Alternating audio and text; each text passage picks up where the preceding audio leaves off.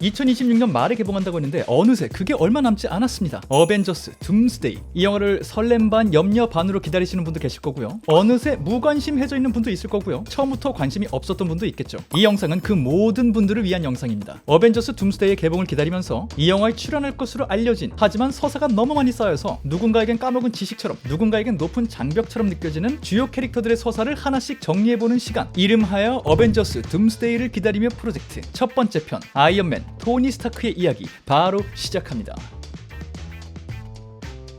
반갑습니다. 이승국입니다. 아이언맨 토니 스타크. 사실 어벤져스 둠스데이에 관련해서 영상을 만드는데 왜 이 인물을 다루냐 물어보시는 분도 있을 수 있을 것 같아요. 그는 여기 나올 수 없거든요. 하지만 익히 알려진 대로 아이언맨을 연기한 배우 로버트 다우니 주니어가 이번 영화 어벤져스 둠스데이에 출연을 예고했죠. 물론 정확히 어떤 방식일지는 영화 뚜껑을 열어봐야 알겠지만 이 MCU에 멀티버스, 평행우주라고 말하기도 하는 이런 개념이 등장한 지 꽤 됐거든요. 이번에도 그런 방식을 활용하지 않을까 하는 게 좀 큰 의견이에요. 그리고 실제로 그런 일이 벌어진다면 아이언맨 토니 스타크와 똑같은 얼굴을 하고 있는데 히어로가 아니라 빌런으로 등장한다면 그걸 마주하게 될 우리가 알고 있는 이쪽 지구의 사람들은 너무 큰 충격에 빠질 겁니다. 왜냐? 어벤져스의 여정, MCU라는 세계관을 얘기할 때 토니 스타크는 절대 빼놓을 수 없는, 빼놓고 싶어도 그럴 수가 없는 인물이거든요. 도대체 그가 어떤 삶을 살았길래 이런 말을 제가 할까요? 지금부터 그의 삶을 들여다봅시다. 아이언맨 토니 스타크는 기본적으로 결핍 때문에 방황하다가 어느 날 정신을 차린 그런 인물이고요. 정신을 차린 이후에는 자기가 할 수 있는 방식으로 자기가 아는 선에서 최선을 다해서 좋은 일을 하려고 했던 인물입니다. 그리고 무엇보다 많은 이들이 그렇겠지만 자기 사람을 끔찍히 아끼던 사람이었어요. 토니 스타크에게 아이언맨이라는 자아가 생기기 전에 전 세계적으로, 이게 너무 과장이다 싶으면 최소한 미국 내에서는 엄청난 셀럽이었어요. 흔히 말하는 다이아몬드 수저, 재벌 2세였거든요. 전설적인 무기 개발자이자 스타크 인더스트리라는 엄청난 회사를 세운 인물, 하워드 스타크라는 사람이 있었어요. 그리고 이 하워드 스타크가 1970년 5월 29일 자신의 아내 마리아 스타크와의 사이에서 아들을 한 명 얻게 됩니다. 이 집안의 외동아들이 될 이 아들 누구겠어요? 맞아요. 그게 토니 스타크예요. 그리고 이 특별한 가족 관계, 조금 더 정확히는 부자 관계, 토니 스타크와 그의 아버지 하워드 스타크, 이 관계는 아이언맨 토니 스타크의 서사에 굉장히 중요하게 여러 번 작용합니다. 이렇게 부모님으로부터 천재적인 두뇌와 엄청난 부를 그냥 갖고 태어난 토니 스타크, 어려서부터 그 천재성을 아낌없이 발휘합니다. 4살 때 컴퓨터를, 6살 때 엔진을 만드는 데 성공하고요. 17살에 MIT 공대를 수석 졸업합니다. 입학이 아니라 졸업이요. 그리고 심지어 21살에 스타크 인더스트리의 CEO로 취임하게 돼요. 너무 능력이 뛰어나고 똑똑해서 이럴 수밖에 없었을까요? 아니요, 그건 아니에요. 토니가 어릴 때 너무 똑똑해서 아빠가 회사를 물려준 그런 건 아니었어요. 토니에게 이게 물려질 수밖에 없었어요. 전임이었던 아버지가 세상을 떠나게 되거든요. 1991년 12월 16일 아내와 함께 출장길에 올랐던 하워드 스타크는 미처 공항에 도착하기도 전에 도로 위에서 불의의 차 사고를 당하면서 갑자기 세상을 떠나게 됩니다. 아내와 함께. 언론에서도 엄청나게 다뤄질 정도로 큰 사건이었던 재벌의 죽음, 사회적으로도 충격이었겠지만 아들인 토니 스타크 개인에게는 훨씬 더 큰 충격이었어요. 왜냐면 이 출장길 직전 토니가 아버지 하워드와 했던 마지막 대화가 절대 따뜻한 부자 간의 대화가 아니었거든요. 오히려 서로를 좀 찌르는 듯한 그런 말들이었어요. 사실 이 토니 스타크에게 아버지 하워드는 아들에게 충분히 사랑을 주지 않는 아빠였어요. 물론 뭐 생각해보면 좋은 기억, 좋은 순간들 있겠지만 토니가 아버지를 생각했을 때 제일 먼저 떠올리는 거는 특유의 깐깐함, 엄격함, 이런 것들이었죠. 아버지는 날 그렇게 신뢰하지 않았다. 차갑고 계산적이며 나를 사랑한다고 말한 적도 없다. 나를 기숙사에 보내고 기뻐했던 분이다. 실제 토니가 아버지를 회상하면서 했던 말이에요, 이게. 어머니가 중간에서 열심히 중재를 하긴 했지만 부자 사이가 워낙 좀 이렇게 안 좋다 보니까 뛰어난 지능도, 넘쳐나는 부도 토니에게 진정한 만족감을 줄 수는 없었겠죠. 그래서일까요? 삶의 큰 그림을 그려가기보다는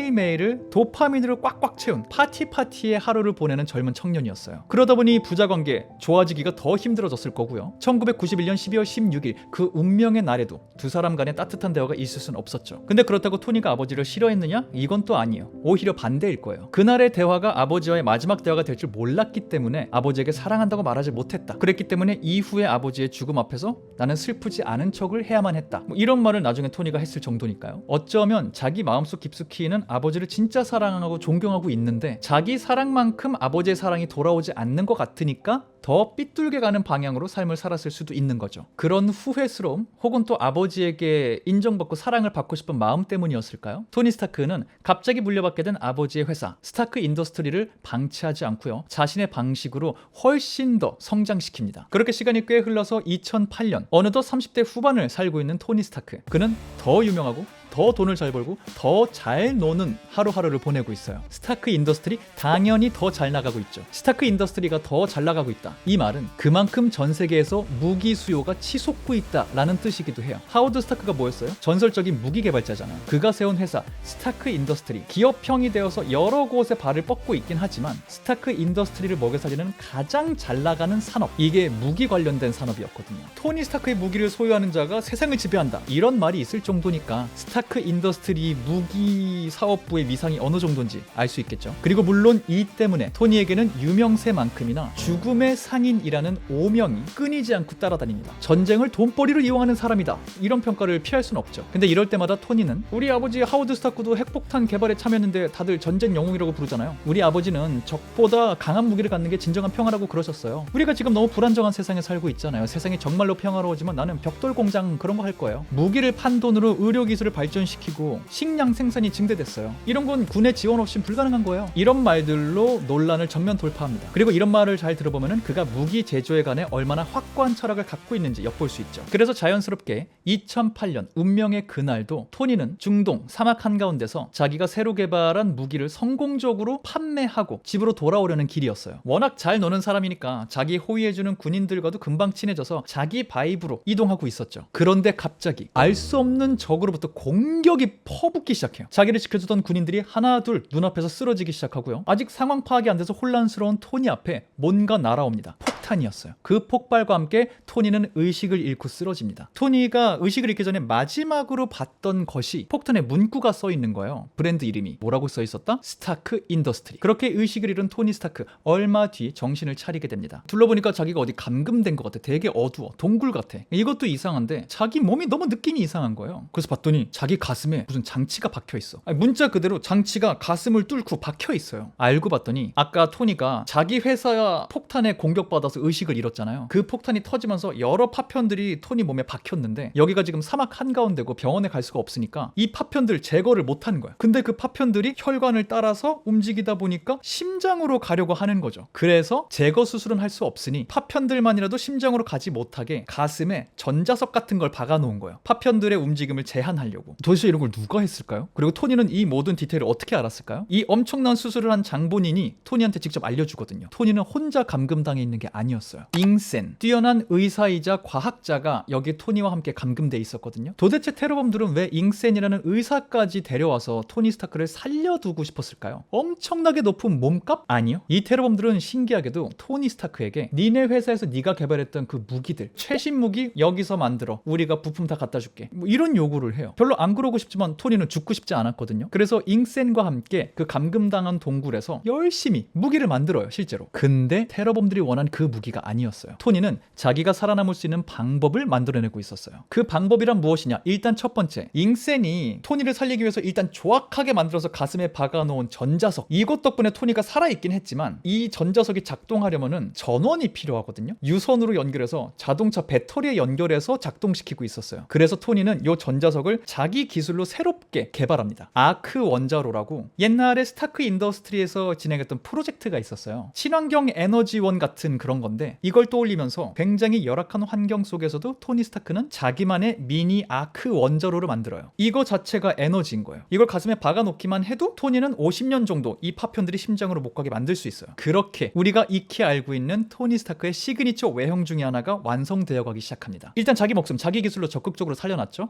그럼 그 다음 뭐 해야 돼요? 자기를 위한 무기 개발. 뭔진 모르겠지만 테러범들을 원하지 않았던 어떤 무기를 계속 만듭니다. 그리고 사실 이 모든 걸 테러범들이 CCTV로 보고 있었거든요. 가만 냅둘 리가 없죠. 테러범들이 토니와 잉센이 있는 이 감금 작업실을 습격하고요. 잉센은 토니에게 조금이라도 시간을 더 벌어주기 위해서 자기가 직접 테러범들과 대치하는 결단을 내립니다. 하지만 전투원이 아니었던 잉센, 당연히 치명상을 입게 되죠. 그 사이 드디어 작동하기 시작한 토니의 비장의 무기, 그건 바로 온몸을 둘러싼 특별한 갑옷이었어요. 제대로 걷기도 어려운 갑옷, 그리고 헬멧. 물론 그 똑똑한 토니 스타크가 중세시대 갑옷을 그렇게 어렵게 만들고 있진 않았겠죠. 당연히 이 갑옷에는 테러범들을 제압할 수 있는 무기가 달려 있었고요. 토니는 순식간에 자기를 습격한 테러범들을 제압합니다. 바로 잉센에게 달려가는 토니. 근데 잉센의 상태가 생각보다 너무 안 좋아요. 토니는 자기 목숨과 이 무기 개발하는 작업 과정, 그리고 무기가 작동할 때까지 이 찰나의 모든 순간 다 잉센에게 빚지고 있잖아요. 어떻게든 잉센을 살려서 같이 나가고 싶어요. 근데 잉센의 생명의 빛이 생각보다 빠르게 토니 앞에서 꺼져가는 게 보입니다. 어떻게든 그 빛을 살려두고 싶은 토니. 둘이 같이 시간을 보내는 동안 잉센이 뭐 이런저런 얘기를 들려줬거든요. 가족을 남겨두고 여기 잡혀와 있는 거다. 토니가 그거에 관련된 말을 해요. 너 가족 두고 잡혀온 거잖아. 가족에게 돌아가야지. 여기서 쓰러지면 안 되잖아. 정신 차려. 그런데 돌아오는 잉센의 충격적인 대답. 너한테 내 가족 얘기했던 거 거짓말이었어. 테러범들이 내 가족 죽이고 나 여기로 납치한 거야. 그러니까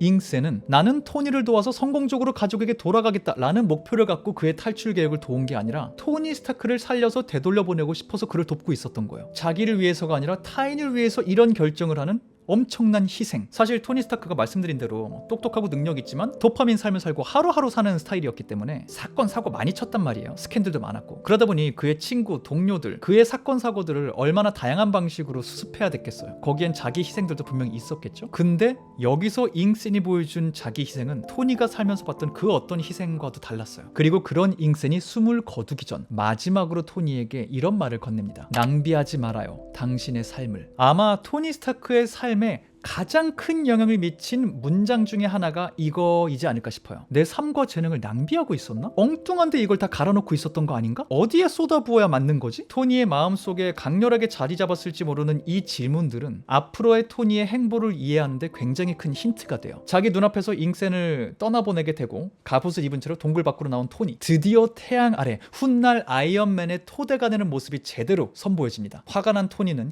이 테러범들의 아지트를 완전히 박살내버리고 기적적으로 탈출한 후에 고국으로 돌아오기까지 합니다. 몇 개월 만에 고국으로 돌아온 토니 스타크. 그는 복귀를 기념하기 위해서 딱 두 가지를 요청해요. 치즈버거 그리고 기자회견. 버거킹에서 산 치즈버거를 맛있게 먹으면서 이 기가 막힌 탈출국 무용담을 듣기 위해 모인 기자들 앞에 토니가 나갑니다. 그리고 이런 말을 해요. 스타크 인더스트리는 군수 산업을 포기하겠습니다. 충격적인 말이지만 사실 토니로서는 당연한 말이었죠. 스타크 인더스트리에서 개발된 무기들이 자국의 군인들을 죽이는 데 사용되는 걸 두 눈으로 보고 왔잖아요. 아무리 굳센 철학을 갖고 무기를 만들어도 이게 잘못된 손에 들어가면 얼마든지 악용될 수 있었잖아요. 토니가 탈출할 때 이 테러범들 은신처를 완전 박살냈다 그랬죠. 화가 나서 그런 것도 있는데 나와서 봤더니 스타크 인더스트리 무기들이 쌓여있는 걸 눈으로 봤거든요. 자기가 어떻게 되는지 모르겠지만 자기 회사 무기가 테러범들에게 유통되고 있었던 거예요. 토니는 이걸 그대로 놔둘 수 없었겠죠. 군수산업 포기, 회사 주식은 떨어지고 토니 스타크는 조롱을 당하지만 잉센이 자기에게 마지막으로 던진 화두, 그리고 거기에 해답을 찾고 싶은 토니 스타크, 그는 누구의 말도 듣지 않습니다. 좀 더 정확하게 말하면 누구도 믿을 수가 없게 되어버렸어요.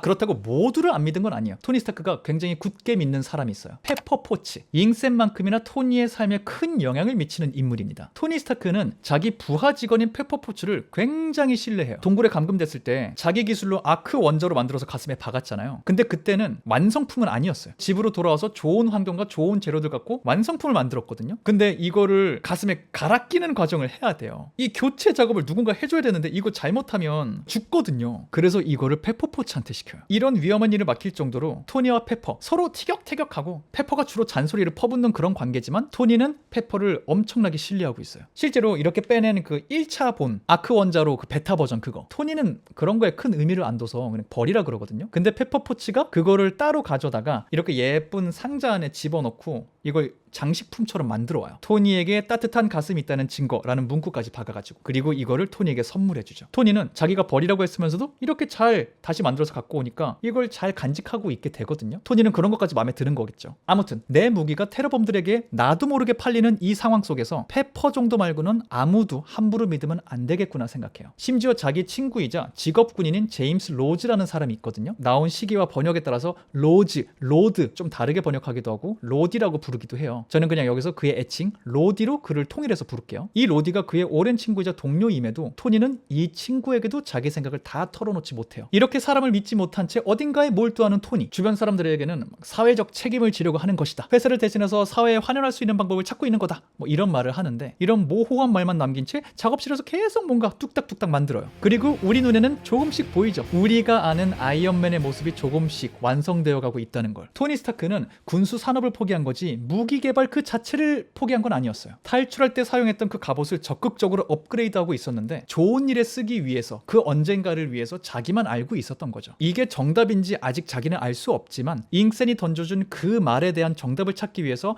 자기만의 뭔가를 해보려고 하고 있는 거죠. 자기 때문에 죽어간 이들에게 속죄하는 마음으로 이젠 자기 손으로 사람을 지키는 일을 적극적으로 하고 싶어졌으니까. 그렇게 남몰래 장비를 개발하고 있던 토니 스타크는 어느 날 우연히 테러범들에게 비밀리에 스타크 인더스트리의 무기를 제공하고 있었던 인물이 자기 아버지와 회사를 같이 만든 공동 창립자이자 여전히 스타크 인더스트리의 간부로 일하고 있는 아버지의 옛 동료라는 사실을 알게 돼요. 자기랑도 되게 친한 삼촌 같은 사람. 심지어 토니를 회사에서 내쫓을 생각까지 하고 있었어요. 충격에 휩싸인 채 집에 돌아온 토니. 멍하니 뉴스를 보면서 작업을 하고 있는데 중동의 한 지역에 군부 세력이 민간인들에게 엄청난 고통을 주고 있다는 내용이 나오기 시작해요. 회사의 그 나쁜 간부가 몰래 빼돌린 무기로 군부 세력이 그런 일을 하고 있었던 거거든요. 결국 토니의 마음이 움직입니다. 그간 혹시 몰라서 개발만 하고 있던 그 수트를 입고 해당 지역으로 날아가서 민간인들을 괴롭히던 군부 세력과 용병들을 쓸어버립니다. 이 과정에서 비행을 해서 날아갔기 때문에 미군 레이더망에 얘가 걸려요, 토니가. 근데 이거는 우리의 또 토니의 친구 로디가 조용히 커버를 쳐주죠. 그리고 이 모든 과정 단 한 번의 큰 여정을 통해서 토니가 확신을 하게 돼요. 진작 죽었어야 되는 내가 잉센의 손에 의해서 되살아난 이유는, 내가 아직 살아있는 이유는 이것이다. 나는 이렇게 세상에 속죄해야 되는 사람이다 라는 확신이요. 그는 더 본격적으로 자기 회사와 자기 주변 환경을 정화하기 시작해요. 그 배신자 간부 삼촌 같은 사람 내쫓아야 되겠죠? 토니는 몰랐는데 토니가 테러범들한테 잡혔었잖아요. 그 배신자가 토니를 죽이려고 테러범들한테 사주한 거였어요. 납치범들이 토니가 누군지 알아보고 안 죽이고 살려뒀던 거예요. 토니가 탈출했던 갑옷의 존재에 대해서 이 배신자도 알고 있었고 자기 나름의 어떤 슈트를 만들고 있었어요. 둘은 각자의 슈트를 입고 도심에서 엄청난 싸움을 벌이고요. 결국 토니가 승리하게 됩니다. 간단히 말해서 싸움을 하고 토니가 이겼다 정리하는 거지만, 여러분이 뉴욕에 사는 시민이었다고 생각해봐요. 난생 처음 보는 하늘을 날아다니는 무기를 쏘는 갑옷 둘이 지들끼리 싸우는데 건물들이 막 무너지고 도로가 부서지고 요즘 뭔가 싶을 거 아니에요. 당연히 이 사건은 언론에 보도가 되고요. 토니의 이 형체 아이언맨이라고 불리기 시작합니다. 그리고 심지어 재벌 토니 스타크가 아이언맨이다 라는 목격담이 뜨기 시작해요. 그래서 이 사건을 무마하기 위해서 미국 정부가 나섭니다. 토니에게 좀 변명거리를 줘요. 이렇게 말하면 알리바이가 될 거야. 그리고 기자회견에서 정부가 시킨 대로 원고를 읽던 토니 스타크, 갑자기 관종 DNA, 인정 욕구, 세상에 본인의 모습과 본인의 방식으로 속죄하고 싶은 어떤 마음, 거짓말하고 싶지 않은 마음, 여러 마음이 복합적으로 작용했는지 잠깐 말을 멈추더니 결국 그 말을 내뱉습니다.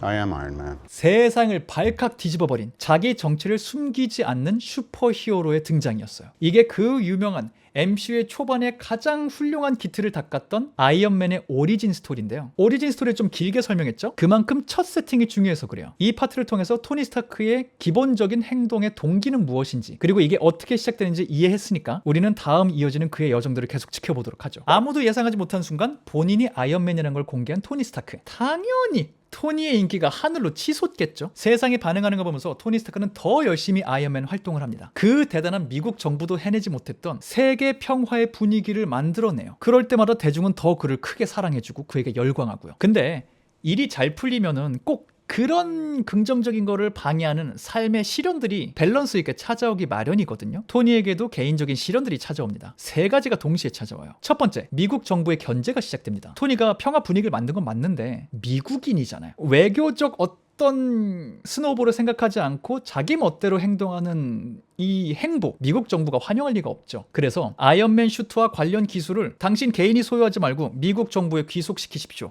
압박을 합니다. 토니 입장에서는 내가 만든 이 기막힌 무기가 잘못된 손에 넘어가면 어떤 부작용이 있는지 보고 왔잖아요. 미국 정부라 하더라도 넘겨줄 수 없죠. 그래서 아이언맨은 나랑 한 몸인 존재다. 내 관심사는 사람들의 안전이고 나는 내 방식으로 이 사람들을 지켜낼 것이다. 큰 소리를 떵떵 쳐요. 대중은 더 열광합니다. 근데 이렇게 지지를 받는 토니 스타크의 행보, 묘하게 이상한 부분 부분들도 있어요. 군수 산업을 포기한 건 알겠는데 갑자기 이 친환경 에너지 개발을 하겠다고 이쪽에 막 돈과 에너지를 엄청 쓰다가 갑자기 또 다른 쪽으로 확 관심을 쏟으면서 이제 그거 안 해도 돼 뭐 이랬다가 갑자기 자기 이거 회사 운영하기 싫다고 페퍼포츠한테 회사 운영권을 막 넘겨버리고. 왜 이런 기행을 하냐? 그에게 찾아온 두 번째 시련 때문이었어요. 아까부터 계속 등장하는 그의 가슴에 이 미니 아크 원자로, 실제로 이 원자로를 작동시키기 위해서 사용되는 그 동력원이 토니의 몸에 도구로 작용하고 있었어요. 아이러니하게 토니의 심장을 살리고 있는 그 물질이 동시에 토니의 몸을 죽이고 있었던 거예요. 토니는 당연히 이 사실을 이미 알고 있었고요. 원자로 동력으로 활용할 수 있는 친환경 에너지를 개발하려고 그렇게 힘을 쏟았던 거예요. 여기서 토니는 엄청난 압박감을 느낍니다. 결국 자기 생일이 다가오는데 이게 내 삶의 마지막 생일 파티일 수 있겠다라는 생각에 그 안에서 굉장히 좀 민폐 행동을 많이 합니다. 그래서 이걸 보다 못한 절친, 직업 군인 로디가 결국 나서요. 얘 너무 선 넘었다 싶었는지 그 생일 파티에서 기행을 벌이는 토니를 토니가 만들어온 다른 슈트, 여분의 슈트들이 몇 개 있었을 거예요. 그거를 입고서 토니 스타크를 제압해요. 그리고 그 슈트를 입은 채 그대로 군으로 복귀합니다. 너 혼자만의 판단 더 이상 믿을 수 없어. 이런 거죠. 근데 아까 뭐라 그랬죠? 그에게 찾아온 시련 3개죠? 지금 2개 얘기했죠? 하나가 더 남아있어요. 3번째 시련. 이런 일들이 벌어지고 있는 와중에 토니 앞에 빌런이 한 명 나타나요. 그를 망가뜨리겠다는 복수심으로 가득한 빌런. 알고 봤더니 토니의 아버지 하워드 스타크가 예전에 같이 일했던 동료가 있어요. 동료 과학자. 굉장히 중요한 연구를 둘이 같이 한 다음에 하워드가 굉장히 부당한 방법으로 이 사람을 해고했던 거야. 이 사람이 쓸쓸히 죽었던 거야. 이 사람의 아들이 빌런이 돼서 나타난 거예요. 복수하겠다고. 그러니까 토니 입장에서는 아버지가 또 한 번 자기 발목을 잡는 거예요. 안 그래도 심신이 지쳐서 죽어가고 있던 토니가 이걸로 인해서 더 마음이 피폐해집니다. 더 이상 안 되겠다 싶었을까요? 그를 지켜보던 누군가 드디어 그에게 다가갑니다. 정부의 비밀 조직 쉴드라는 곳이 있거든요. 외적으로 알려진 활동도 하지만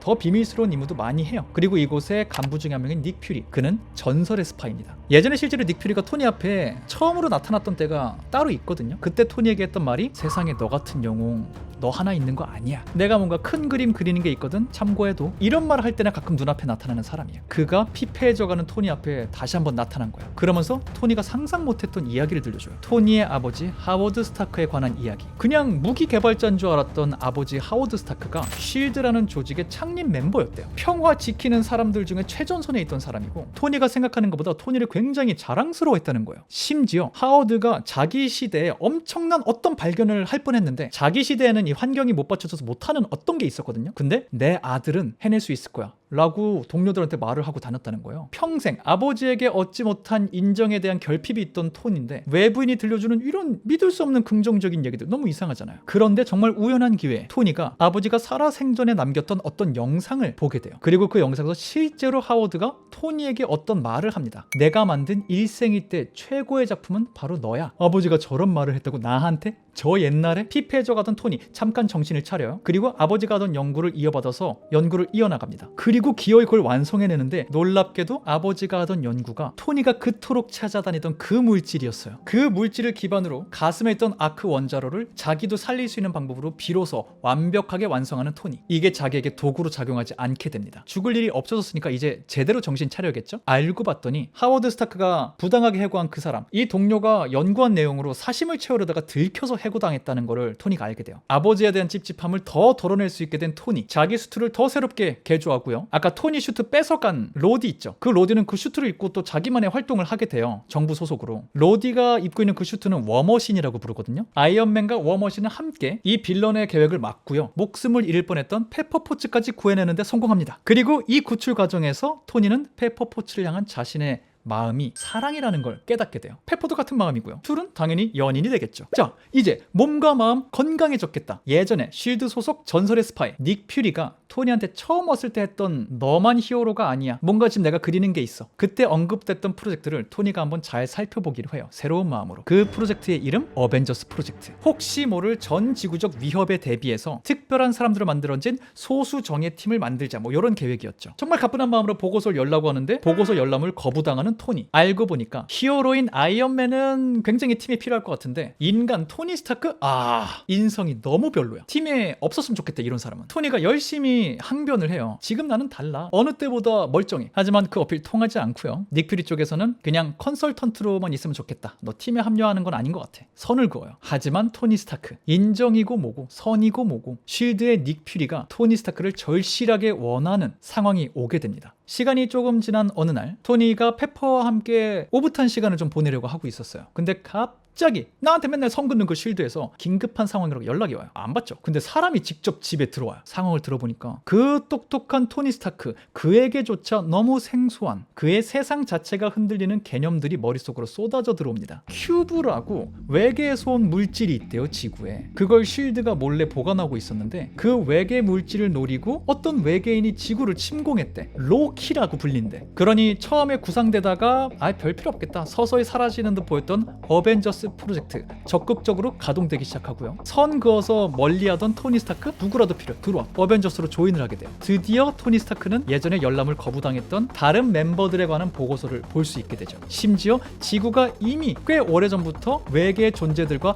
연을 맺고 있었다는 것도 알게 돼요. 그리고 갑자기 이들과 팀을 이루게 되는 바람에 이들 중 몇 명과는 처음에 몸싸움을 좀 하게 되거든요. 이 과정에서 이들 한 명 한 명이 자기 정도로 한가닥 하는 애들이고, 심지어 이 중에는 테크 쪽 기술이 아니라 초자연적인 힘을 구사하는 사람도 있다, 이런 것까지 목격하게 돼요. 그렇게 캡틴 아메리카 스티브 로저스, 토르, 헐크, 브루스 배너, 블랙 위도우, 나타샤 로마노프, 호크아이, 클린트 바튼, 닉 퓨리가 선택한 6명의 슈퍼히어로가 처음으로 합을 맞추게 됩니다. 근데 이렇게 팀워크가 시작되면서 토니의 큰 약점 하나가 노출돼요. 지잘난 맛에 살아왔잖아요. 그리고 또 지금까지 얘기를 들어보면은 이 히어로 활동도 정부 쪽 요청을 완전히 거절해가면서 자기 멋대로 이어왔잖아요. 심지어 잉센의 유언, 페퍼포츠라는 안식처, 무기 상인으로서 갖고 있던 삶에 대한 속죄의 마음, 이 정도로 강력한 사명감 혹은 동기를 갖고 있는 사람이 없어요. 남을 위해서 하는 활동, 이 모든 것이 자기 개인의 판단으로만 진행돼 왔어요. 그러고 나서 벌어지는 어떤 일들은 주변 사람들이 열심히 수습을 해줬고요. 그런데 지구를 구하기 위해서 영웅들이 모인 이 자리, 능력 다 세요. 헐크라는 괴물로 변신할 수 있는 브루스 배너 박사를 제외하면 군인 혹은 특수 부대 출신이에요. 홀로 혹은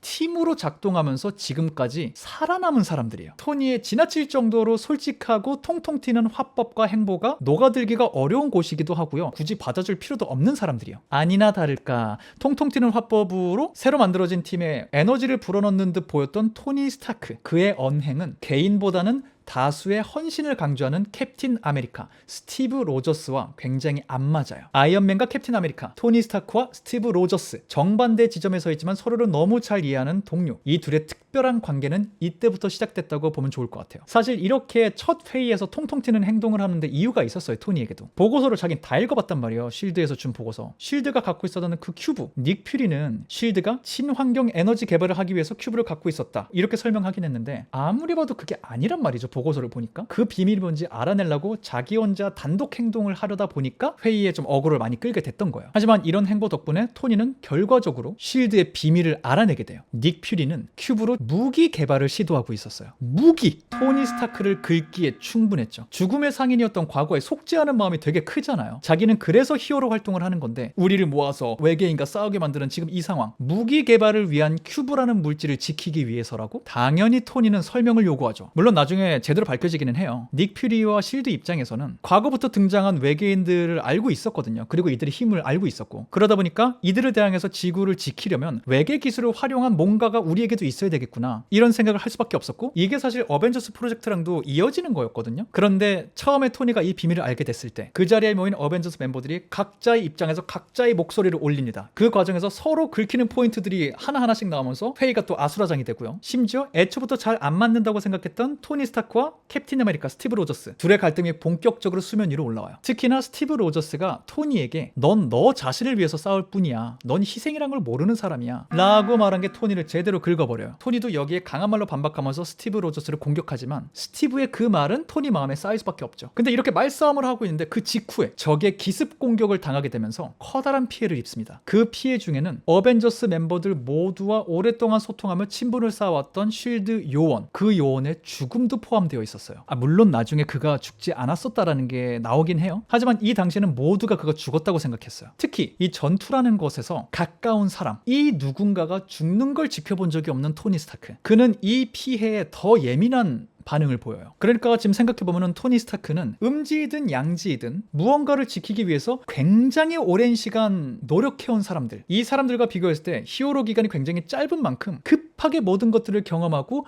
억지로 빨리 성장해야 되도록 내몰리고 있는 거예요. 다행히 토니는 이 아수라장 직후에 빠르게 머리를 굴려서 로키의 다음 행보를 예측합니다. 그리고 로키가 몰래 나타난 뉴욕으로 찾아가서 가장 먼저 그를 막아서기 시작해요. 그리고 이윽고 시작되는 전설의 전투, 2012년 뉴욕 전투. 로키는 자기 계획을 성공하고요. 하늘에 포털이 열려요. 그리고 우주 저편에서 로키를 돕기 위해서 어떤 우주 종족이 뉴욕으로 쏟아져 내리기 시작합니다. 쉴드 그 중요한 멤버의 죽음으로 인해 똘똘 뭉치게 된 최초의 어벤져스 멤버들, 처음으로 팀다운 모습을 보여주기 시작해요. 빰빰 빰빰빠밤 빰빰빠밤 음악 나오면서 360도 카메라 돌면서 한 명 한 명 히어로 보여주는 그 샷, 그게 2012년 뉴욕 사태 때 찍힌 샷이에요. 캡틴의 오더 아래 다들 일사불란하게 뉴욕을 지키고요. 토니 역시 자기의 머리와 능력을 활용해서 적재적소에 맹활약을 해요. 근데 쏟아져 내려오는 외계인이 생각보다 세고 생각보다 수가 너무 많은 거야. 그래서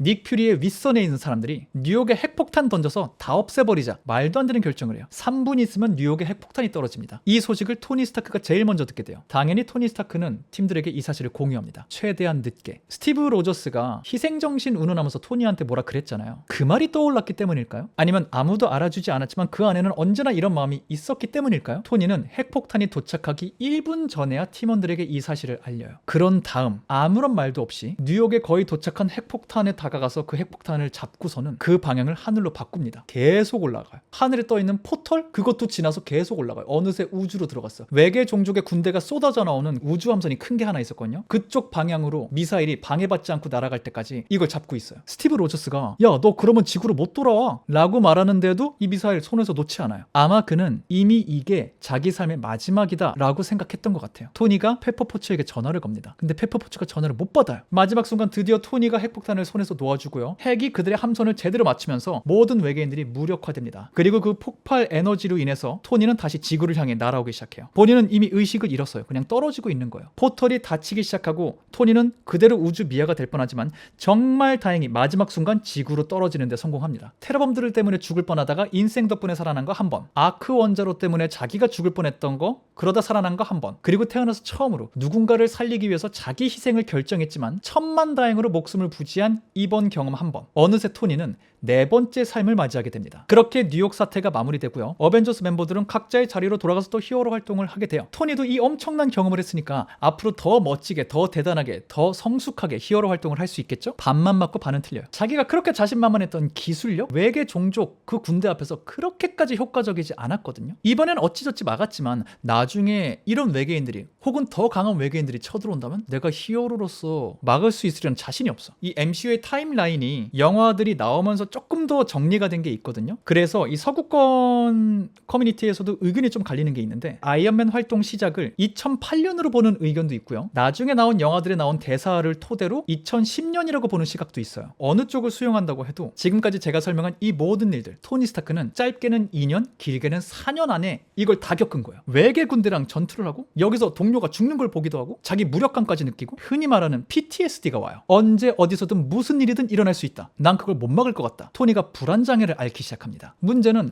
토니가 이런 걸 주변 사람들에게 적극적으로 도움을 요청하는 스타일은 아니라는 거죠. 그래서 그 모든 불안감을 작업실에 쏟기 시작해요. 시간만 나면 아이언맨 슈트를 다양한 버전으로 만들고 업그레이드 하고요. 공항 올 것 같다? 불안장애 도질 것 같다? 그러면은 아이언맨 슈트 안으로 들어가요. 어느새 슈트 혹은 그의 작업실은 그의 안식처이자 도피처가 됩니다. 그러던 어느 날 결정적으로 토니가 자다가 악몽 같은 걸 꿔요. 확 깼는데 옆에서 자던 페퍼포츠가 그를 달래주려고 하죠. 토니 심박수가 너무 높으니까 이게 위협이라고 생각했는지 토니가 만들어온 슈트 중에 하나가 페퍼포츠를 공격하려고 그래요. 토니가 무력화시키긴 했지만 페퍼포츠는 토니가 이 세상에서 가장 아끼는 사람이잖아요. 근데 내가 만든 발명품이 이 사람을 공격하려고 한다? 지금 뭔가 크게 잘못돼가고 있는 거예요. 근데 바로 이 즈음 토니가 한참 건방지던 시절 상처를 줬던 어떤 인물이 빌런이 돼서 굉장히 정교한 계략으로 토니를 공격하기 시작합니다. 그리고 누구도 함부로 건드리지 못할 줄 알았던 아이언맨 토니 스타크의 대저택이 공격을 받아요. 저택이 통으로 파괴됩니다. 토니는 가까스로 목숨을 부지하고 먼 곳으로 날아가는 데까지는 성공해요. 근데 겨우 도망치는 과정에서 이 수트가 손상되다 보니까 아이언맨 수트가 작동을 멈추게 돼요. 그리고 토니는 이때 처음 깨닫습니다. 작동하지 않는 슈트는 아이언맨이 아니라 그냥 성가시고 무거운 금속 덩어리일 뿐이었어요. 어쨌든 지금 피신해왔고 도망친 상태니까 일단 몸을 숨기게 되거든요. 이곳에서 토니는 아이언맨을 동경하고 또래에 비해서 명석하고 맹랑하지만 친구들 사이에서는 좀 따돌림을 당하고 있는 어떤 소년을 만나게 됩니다. 그리고 이 소년과 교류를 하면서 조금씩 마음의 안정을 되찾아가요. 심지어 이 대화에서 놀라운 깨달음을 얻습니다. 아이언맨 슈트가 없으면 아무것도 아닌 존재라고 생각했잖아요.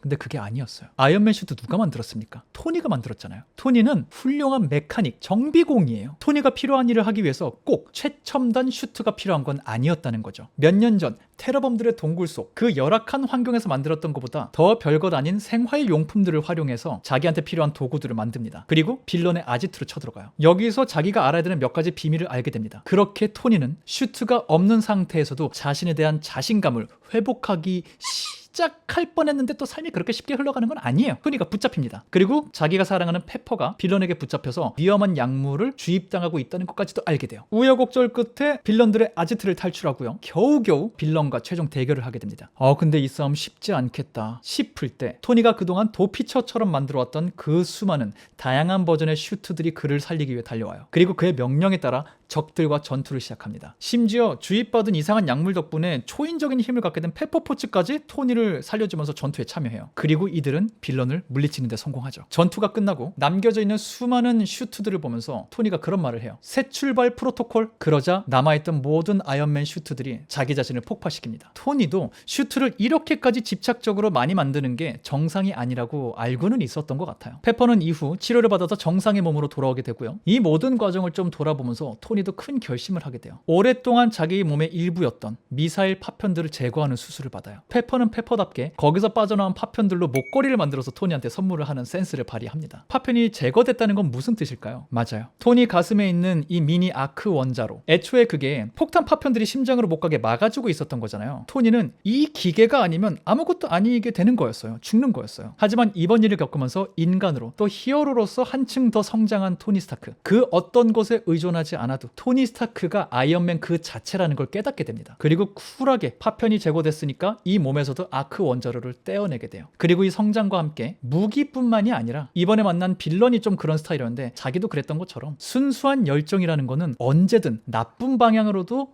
흘러갈 수 있다는 거를 알게 됩니다. 그리고 토니는 알지 못했어요. 이게 얼마 뒤 자기에게 적용되게 될 거란 사실을 말이죠. 시간이 조금 흐르고요. 몇 년 전에 있었던 뉴욕 전투 있죠? 첫 번째 어벤져스 그거. 그 뒷수습을 하면서 어벤져스 멤버들이 좀 더 전투를 이어나가요. 이때 토니가 적의 본거지 안으로 들어가서 내부를 좀 살펴보거든요. 이때 적군 중에 한 명이었던 초능력자가 토니의 정신을 공격해요. 그리고 그렇게 시작된 환영 속에서 자기가 극복했다고 생각했던 불안함을 두 눈으로 마주하게 됩니다. 이 환영 속에서 또 한 번 외계인들이 쳐들어왔고요. 어벤져스 멤버들이 이미 패배했고 죽어가고 있어요. 토니가 제일 먼저 다가간 동료 캡틴 아메리카 스티브 로저스, 그가 토니에게 말을 해요. 너는 우리를 살릴 수 있었잖아. 왜 더 노력하지 않았어? 이 원망 섞인 눈빛과 말을 보내면서 스티브가 죽어가고 있어요. 환영이었지만 불안함을 갖고 있던 토니에게 이거는 예언과도 같은 거였어요. 어쩌면 일어나지도 않을 일에 대해서 토니는 죄책감을 느끼기 시작해요. 그리고 그런 토니에게 행운과도 같은 타이밍이었을까요? 방금 전투에서 압수해온 외계 물질을 조사하던 중에 이걸 어떻게 잘 활용하면 끝내주는 인공지능을 탄생시킬 수 있다는 걸 알게 돼요. 그리고 토니에게 계속 반대하는 헐크, 브루스 배너 박사를 설득해서 예전에 진행하다가 그만뒀던 어떤 프로젝트를 다시 가동하기로 해요. 이른바 울트론 프로젝트가 시작되는 거죠. 전 지구를 커버할 수 있는 인공지능 아이언맨 군단을 만드는 거였어요. 얼마 전에 본인이 겪었던 싸움에서도 자기가 만들었던 다양한 슈트들이 굉장히 큰 활약을 해줬잖아요. 그럼 이걸 대놓고 지구 방위용으로 만든다면? 언제든 어디든 갈 수 있는 아이언맨 군단이 지구를 통으로 지키고 있다면? 그럼 외계 존재가 쳐들어도 바로 입국화 시킬 수 있는 거 아닌가? 그에게 이보다 더 합리적인 최상의 시나리오는 없었죠. 시뮬레이션을 걸어놓고 토니가 잠시 자리를 떠난 사이 울트론이 완성됩니다. 그리고 토니의 의지에 따라서 우리 시대의 평화 어떻게 이룩할 수 있을까? 혼자 빅데이터로 공부를 막 해요. 이 인공지능이. 그러다가 깨달아요. 인간들이 없어져야 되는 거구나. 그런 다음에 지구에 새로운 종족이 출현하게 만들어야 되는구나. 평화라는 이름 아래 인류 멸종이라는 목표를 갖게 된 거예요. 싸움이 상상 이상으로 커집니다. 지구 곳곳을 쏘다니며 일을 벌리는 울트론을 추적하고 그가 조종하는 기계들과 싸우는 전투가 계속 이어져요. 멤버들 몰래 이 울트론을 탄생시킨 토니 스타크, 어벤져스 안에서도 갈등 유발자로 비난을 받게 됩니다. 결국 울트론이 계획한 대로 사기가 꺾이고 전의를 상실한 채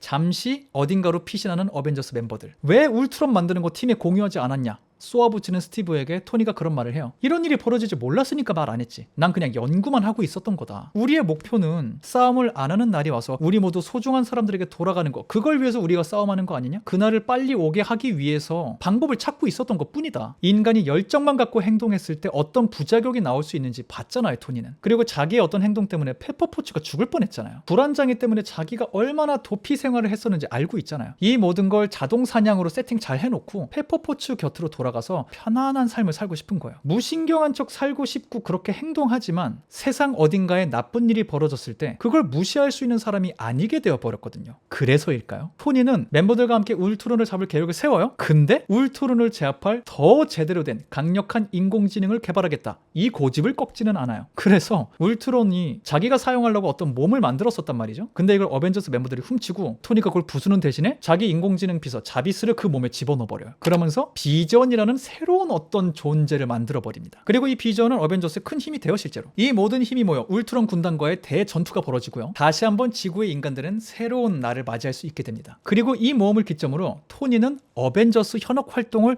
내려놓기로 한 것 같아요. 물론 또 이 과정에서 멤버들과 굉장히 친해진 것도 있고요. 토르가 잠깐 우주로 나가야 된다 그러니까 되게 아쉬워하기도 하고요. 본인처럼 평범한 삶을 살기로 마음먹을 수 없는 스티브 로저스의 상황에 대해서 되게 좀 안타까워하는 마음을 내비치기도 해요. 그렇게 세상을 떠들썩하게 만들었던 관종 히어로 아이언맨과 토니 스타크의 무용담은 조용히 마무리되는 줄 알았어요. 그때까지만 해도 토니는 페퍼포츠 옆에서 조용히 삶을 살고 싶은 사람이기도 하지만 세상에서 벌어지는 어떤 일에 무신경해질 수는 없는 사람이에요. 잉센이 인생을 낭비하지 말라 그랬잖아요. 자기가 도움을 줄 수 있는 일에 흐린 눈을 할 수 없는 것, 그게 토니의 코어가 돼버린 거예요. 어느새. 그래서일까요? 토니와 페퍼는 잠시 서로 떨어져서 시간을 보내기로 합니다. 토니는 자기가 할 수 있는 방식으로, 히어로 활동이 아닌 방식으로 사회에 환원을 뭔가 하려고 합니다. 그날도 자기 모교죠. MIT 공대 학생들에게 굉장히 기분 좋은 소식을 전해주는 스피치를 한 날이었어요. 무대를 마치고 내려온 토니, 어떤 여인을 마주치게 됩니다. 자기가 찰리 스펜서라는 애 엄마래요. 이 사람이 토니 스타크 당신이 하는 모든 행동, 선행, 죄책감을 덜어내기 위한 부자의 전략일 뿐입니다. 이런 말을 갑자기 던져요. 토니 스타크,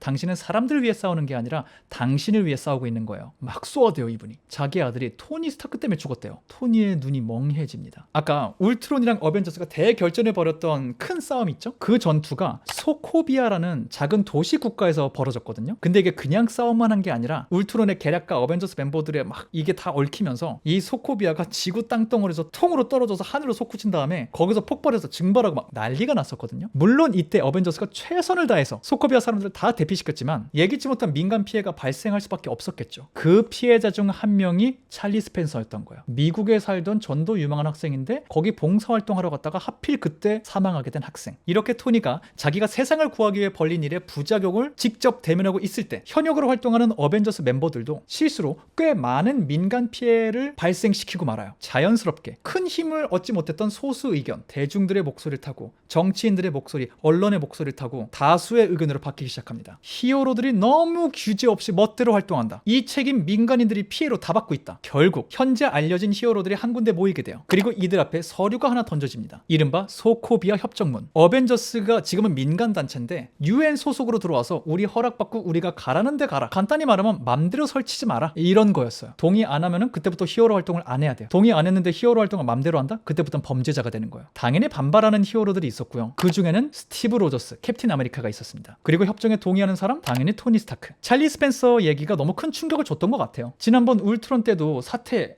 피해 너무 컸잖아. 결국 우리가 해낸 해결책은 그 기계 전원을 끄는 거였잖아. 나중에 더 큰 일이 생기기 전에 어벤져스라는 기계의 스위치를 잠깐 꺼야 돼. 그게 토니의 입장이었죠. 물론 이러면서 페퍼포츠와 다시 가까워지고 싶은 마음도 있었겠지만 통제되지 않는 개인의 자유로운 맛, 그 자유로운 활동의 부작용을 눈으로 보게 된 토니 스타크. 히어로로서의 성장이라는 건 자기 통제를 의미했고 이 통제를 위해서는 좋은 시스템이 구축되어야 했으니까요. 그렇게 사인을 안 하기로 결정한 몇몇 히어로는 은퇴를 하게 되고요. 이 중에는 보류를 선택한 히어로도 있었거든요. 굉장히 나이가 어린 히어로 스칼렛 위치, 완다 막시모프. 이 친구가 능력이 엄청 세요. 근데 보류한다고 했으니까 어떤 결정을 하냐에 따라 스노우볼이 어떻게 고를지 모른단 말이죠. 그래서 토니가 다른 히어로들 몰래 비전을 시켜가지고 완다를 어벤져스 시설 그 건물 안에서만 있게 만들어요. 보호라는 이름의 감금이죠. 이 사실은 알려지지 않은 채로 얼마 뒤 소코비아 협정문, 이걸 땅땅땅 제대로 하기 위해서 독일에서 UN 행사가 크게 열립니다. 근데 여기에 엄청난 폭탄 테러가 발생하고 엄청난 피해가 발생합니다. 이 폭탄 테러범을 잡겠다고 캡틴 아메리카 스티브 로저스랑 또 다른 동료가 도시에서 추격전을 벌여요. 근데 아까 은퇴한 히어로가 활동하면 뭐라 그랬죠?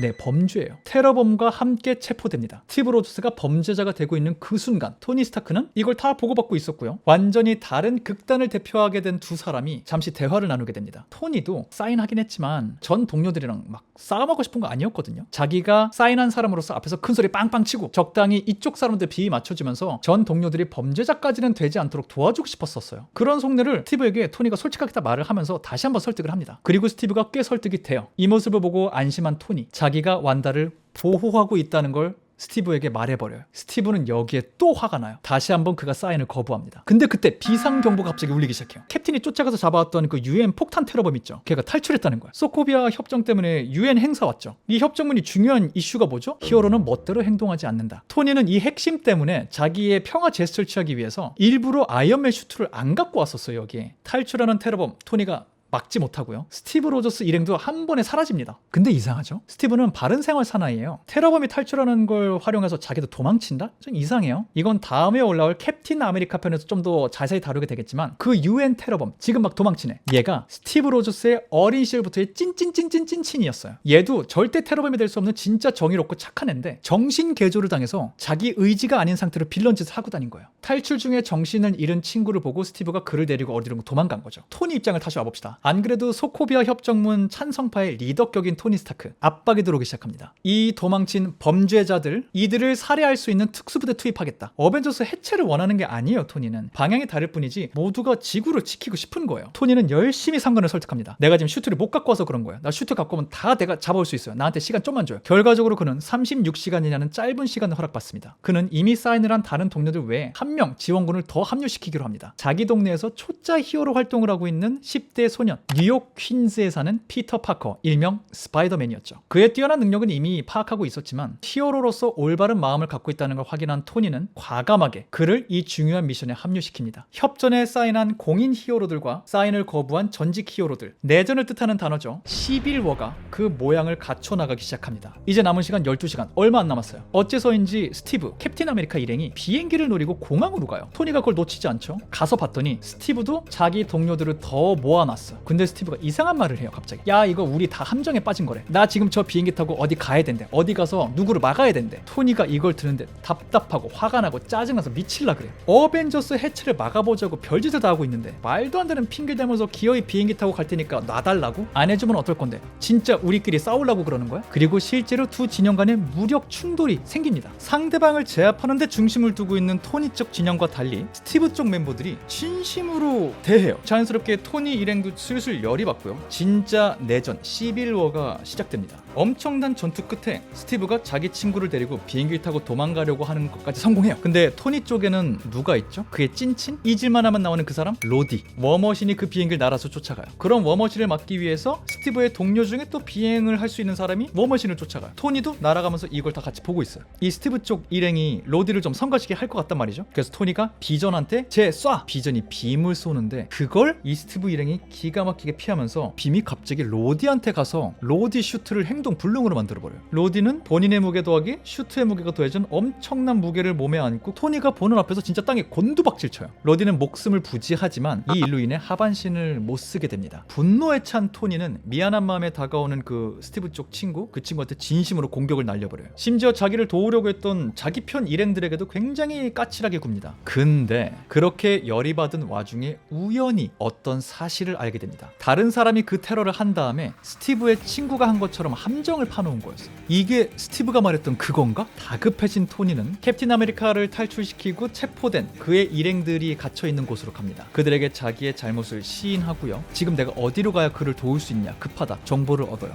그리고 조용히 캡틴 아메리카 스티브 로저스와 그의 친구가 있는 시베리아로 향합니다. 그리고 거기에 있는 한 군사시설에서 스티브와 다시 한번 만나게 돼요. 두 사람은 항상 티격태격하지만 그만큼 서로를 잘 알고 있기 때문에 진심이 담긴 짧은 대화를 통해서 두 사람은 화해 모드로 제대로 들어가요. 근데 알고 보니까 이것까지도 함정이었어요. 진범 따로 있다 그랬죠? 얘도 이 시설에 지금 몰래 들어와서 이걸 지켜보고 있었거든요. 우리 아까 소코비아 얘기했었죠. 찰리 스펜서가 사망한 곳, 이 진범이 그 소코비아 출신이었어. 얘도 피해자야. 소코비아 특수부대의 간부였는데 이 싸움 벌어지면서 자기 가족을 잃게 된 거야. 그래서 자기만의 복수를 해내기 위해서 맘먹고 덫을 계속 펼쳐놓고 있었던 거예요. 그리고 지금 이 순간 가장 마지막 덫이 작동해요. 어떻게? 아주 간단히 오래된 영상 하나를 재생하는 방법으로. 캡틴이 아까부터 그렇게까지 지키고 싶었던 그의 찐친, 그 친구와 관련된 영상이었어요. 아까 왜 이 친구가 정신 개조당해갖고 자기 의지랑 상관없이 나쁜 짓을 저지르고 다녔다 그랬잖아요. 자세히 말하면은 이 친구에게 윈터 솔저라는 코드명이 딱 부여되고요. 정신 세뇌를 당한 채로 빌런 조직에 방해가 되는 사람들을 암살하고 다녔어요. 그리고 재생된 영상은 윈터 솔저가 등장하는 한 CCTV였어요. 도로를 달리던 차를 공격하고 그 안에 타고 있던 사람 2명을 무차별 공격해서 죽게 만드는 영상. 그리고 그 CCTV에 찍힌 날짜 1991년 12월 16일. 영상 정말 초반부에 날짜가 딱 한 번 나왔어요. 기억하신다면 그날이 맞아요. 토니 스타크의 부모님이 돌아가신 날. 부모님 두 분이 공항까지 못 간 건 윈터 솔저에게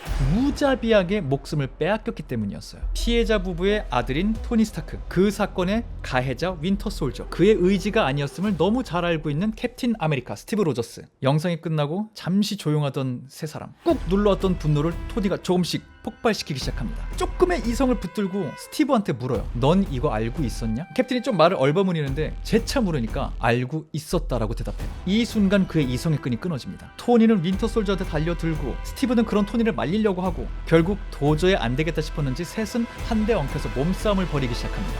하지만 이 정도 히어로 수준의 싸움에서 2대1은 아무리 아이언맨이라도 쉽지 않죠. 굉장히 그림이 안타깝게 진행됩니다. 그러다 일순간 기지를 발휘하는 토니, 순식간에 윈터 솔저를 넘어뜨리고 스티브까지 제압합니다. 그리고 스티브에게 원망의 눈빛을 보내죠. 근데 그 눈빛에 대고 스티브가 그래요. 쟤는 내 친구야. 자기 입장에서는 친구니까 어쩔 수 없다는 거죠. 그걸 들은 토니 차갑게 얘기해요. 나도 친구였어 너랑. 그리고 스티브에게 결정타를 날려요. 토니가 일어나면서 스티브한테 그냥 그대로 누워있어라, 일어나지 마라 그래요. 근데 기어이 후들후들하는 다리로 일어서요. 그러면서 너무 유명한 그의 대사를 하죠. I can do this all day. 하루 종일도 할 수 있어. 캡틴의 서사에서는 이게 진짜 멋있는 대사고 반복되는 그의 철학 중에 하나인데 이 대사만큼 토니의 마음을 찢어놓는 대사는 없겠죠. 이러고 있는 사이에 체력을 회복한 윈터 솔저 다시 토니와 맞붙고 이번에는 스티브가 토니를 제압합니다. 그리고 제압하자마자 일말의 주저함도 없이 아이언맨 슈트의 동료원인 그 아크 원자로 이걸 내리칩니다. 캡틴 아메리카의 상징과도 같은 그 방패로. 근데 그 방패는요 여러분, 저 옛날 토니 스타크의 아빠 하워드가 스티브에게 줬던 선물이에요. 그 무자비함에 토니가 또 놀란 눈빛을 해요. 걱정 마세요. 말씀드린 대로 슈트 꺼트리는 거예요. 토니는 이거 없어도 살 수 있어요. 그렇게 아이언맨을 무력화시키고 스티브가 자기 친구 윈터 솔저를 부축해서 그 현장을 떠나려고 그래요. 그런 상황에서 토니가 마지막 자존심을 부립니다. 그 방패 네 거 아니야. 너 그거 가질 자격 없어. 그거 두고 가. 그거 우리 아버지가 만든 거야. 애같이 찡찡대고 화내는 거예요. 너 그 방패 두고 가. 그거 우리 아빠 거잖아. 그런 토니의 마음을 더 슬프게 만드는 스티브의 다음 행동. 그런 모든 토니의 마음을 이해한다는 듯 조용히 그 방패를 진짜 땅에 내려두고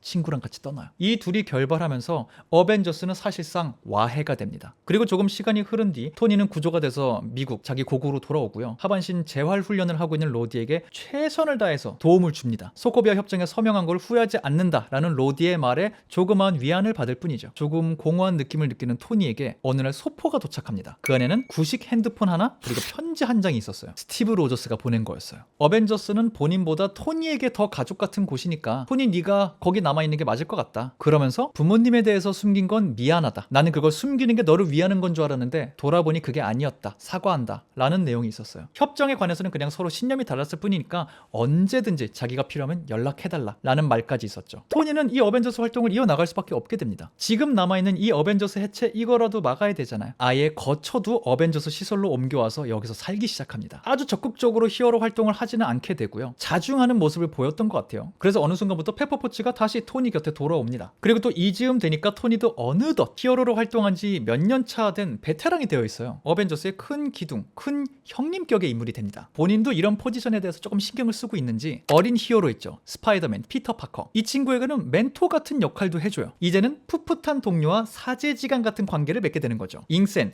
페퍼포치, 스티브 로저스에 이어서 피터 파커라는 인물도 토니가 아주 특별하게 생각하는 인물이 됩니다. 근데 뭐 이렇다고 해서 토니가 피터한테 막 히어로 레슨을 해주고 이런 것도 아니에요. 지켜보기만 해요. 그냥 애가 고등학생이거든요. 직접 스파이더맨 슈트를 만들어주기도 했지만 공항에서 싸움 벌어졌을 때 피터가 어느 정도 부상을 입었다고 생각하니까 더 이상 싸우지 말고 그냥 집에 가라 그래요. 그리고 이후로도 네 동네 소소하게 지켜 이러고 그냥 냅둬요. 이게 굉장히 무책임하고 이상하게 보일 수 있지만 사실은 토니가 자기 방식으로 굉장히 피터를 살피고 있는 거였어요. 이게 신경 안 쓰는 척하고 있다가 피터한테 아주 위험한 일이 벌어진 것 같잖아요. 자기가 직접 나타나서 도와주고 막 이래요. 그리고 가끔 피터가 뭐 잘하면 전화해서 칭찬도 해주고 어린 나이에 부모님을 잃고 히어로로 살아가고 있는 명석한 두뇌의 어린아이 피터 파커, 여기서 자신의 어떤 어린 시절 모습을 봤던 것 같아요. 그래서 이 특별한 멘토링 기간 동안에 피터 파커가 나는 당신이 만들어준 그 특수 기능들이 들어있는 스파이더맨 슈트가 없으면 아무것도 아닌 사람이에요. 이런 말을 해요. 찡찡대요. 그 말을 듣자마자 그러면 너는 더더욱 이 슈트를 가지면 안 돼. 자기 삶에서 우러나온 잔소리까지 막 하면서 피터의 히어로로서의 각성을 굉장히 돕습니다. 그리고 실제로 피터가 각성을 해요. 토니는 이걸 보면서 뿌듯했을 거 아니에요. 그래서 정식 어벤져스 멤버 시켜도 되겠는데? 싶었는데 기자회견 열리기 직전에 저는 아직 그런 자리에 안 맞는 것 같아요. 그냥 동네 먼저 지킬게요. 겸손을 보여요. 그리고 진짜 가요. 기자회견 준비해놨었거든요. 기자들이 있었거든요. 뭐라도 발표를 해야 되잖아요. 갑자기 피터가 갔어요. 이럴 수 없잖아요. 그래서 냅다 페퍼포츠와의 약혼을 발표해요. 조금 당황스러운 사건이었지만 둘은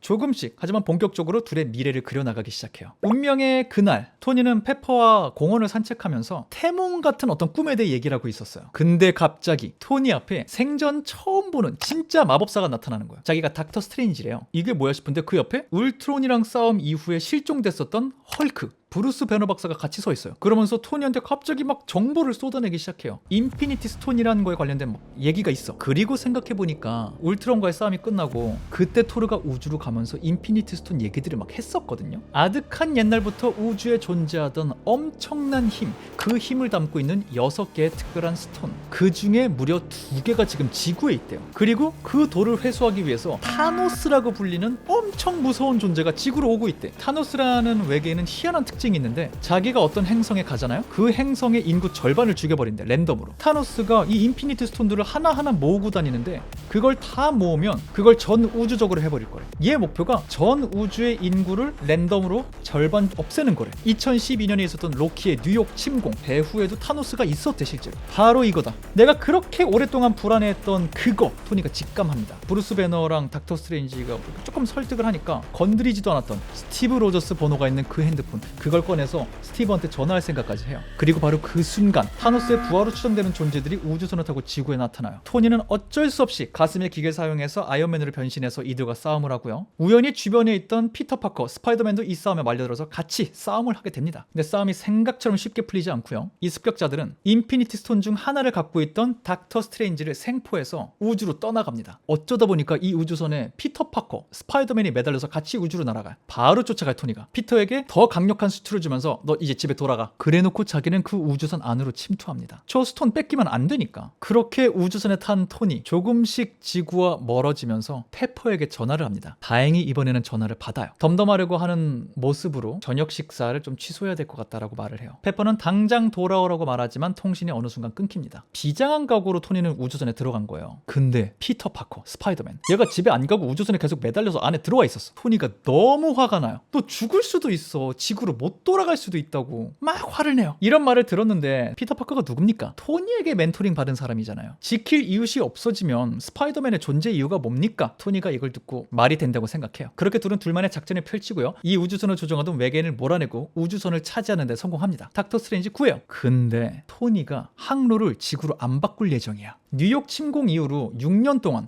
토니는 이 상황만 생각하고 살았거든요. 토니가 어떤 불안함들을 거쳐왔고 그걸 막기 위해 어떤 시스템을 만들고 싶어 했는지, 이대로 지구로 돌아가면 결국 저 타노스란 애는 어떤 방식으로든 지구 침공을 할 거란 말이죠. 차라리 이 우주선을 타고 그들의 본거지로 쳐들어가자. 우리가 쳐들어가자. 이게 정답이라고 토니는 생각하게 돼요. 이 논리에 닥터 스트레인지가 수긍을 하게 되고요. 토니는 드디어 피터 파커에게 어벤져스 멤버의 지위를 줍니다. 피터는 막 너무 좋아하죠. 그렇게 세 사람은 타노스의 고향 행성 타이탄이란 곳에 도착하게 돼요. 그리고 여기서 마주친 우주의 또 다른 히어로들, 가디언즈 오브 갤럭시 멤버들을 만나게 돼요. 그리고 이들과 함께 타노스를 잡을 계획을 세우죠. 그리고 실제로 이 기습 작전이 성공할 뻔까지 하지만 어이없는 가오갤 멤버 측의 실책으로 인해서 타노스가 무력화되지 않습니다. 타노스는 그리고 정말 세요. 하나하나 타노스를 막으러 타이탄에 집결한 우주 이곳저곳의 히어로들이 타노스의 힘 앞에 쓰러져 가기 시작합니다. 그리고 마지막 토니가 타노스와 1대1을 하게 됩니다. 토니는 있는 힘을 다해서 타노스를 막아서고요. 타노스의 얼굴에